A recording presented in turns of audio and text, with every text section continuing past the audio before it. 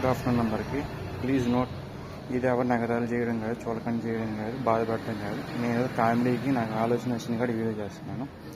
Topic వచ్చేసి ఇప్పుడు wife అంటే పెళ్ళికి అయిన వాళ్ళు, పెళ్ళి కాని వాళ్ళు topic differences.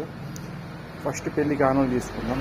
Example great leaders Vajpayee గారు, అద్వానీ గారు, మోడీ గారు అండ్ అబ్దుల్ కలాం గారు అండ్ ఇలా గొప్ప గొప్ప లీడర్స్ పెళ్ళి కాదు ఆయన దేశాన్ని ఉద్ధరించారని నా టాపిక్.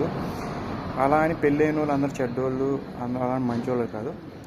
ఈ రోజుల్లో ఎలా ఉన్నారంటే పెళ్ళైన వాళ్ళు కంటే పెళ్ళి కాని వాళ్ళ కంటే పెళ్ళైన వాళ్ళు ఎక్కువ హింసపడతాను నా వాదన.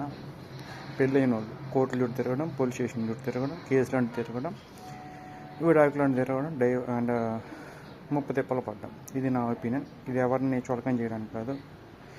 మీకు ఎవరికి అనిపిస్తే కాస్త కామెంట్ సెక్షన్ చెప్పండి. ఆల్ పెళ్ళాం బాధితులు లైక్ ఇయర్. Thank you. గుడ్ ఆఫ్టర్నూన్ అందరికి. Please note,